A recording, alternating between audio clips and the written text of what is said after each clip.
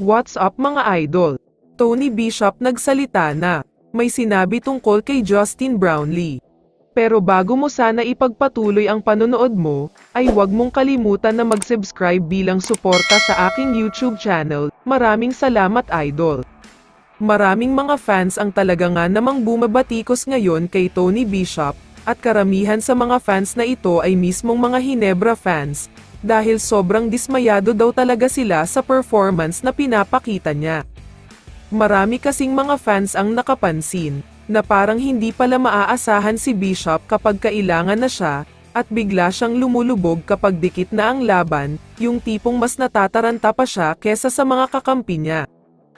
Hindi dapat ganito ang katangian ng isang import, at lalong-lalo na hindi ganito ang import na hinahanap ni Coach Tim, kaya nga kung mapapansin nyo sa mga interview niya pati sa post-conference, ay hindi niya pinupuri itong si Tony Bishop. Ang madalas na sinasabi ni Coach Tim ay matututunan rin daw ni Bishop kung paano mag-dominate, at hinahanap pa nito ang kumpiyansa niya sa sarili, kaya mahahalata mo talaga na hindi satisfied si Coach Tim sa kanya. Samantala, ayon naman mismo kay Tony Bishop ay aware daw siya sa mga sinasabi ng mga bashers at haters niya, lalong-lalo na sa iba't ibang social media, at nababasa daw niya ang mga negative na comments tungkol sa kanya. Pero wala naman daw siyang magagawa dahil alam niya sa sarili niyang binibigay naman niya ang best niya kada game, may mga laban sigurong nagkukulang siya.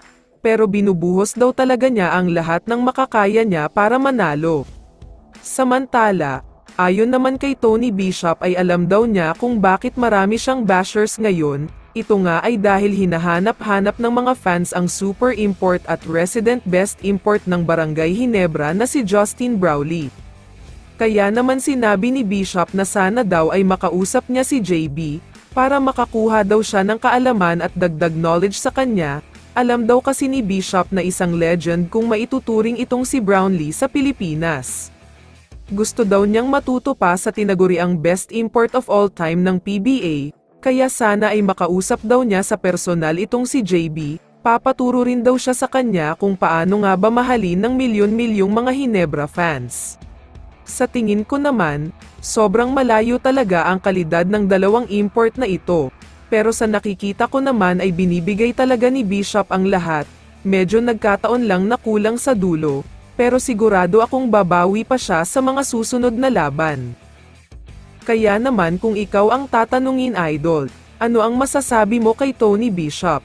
I-comment mo naman ang sagot mo sa tanong na ito. So dito na nagtatapos ang video na ito. Maraming salamat sa pagsuporta at panonood mga idol. Ingat at bye-bye.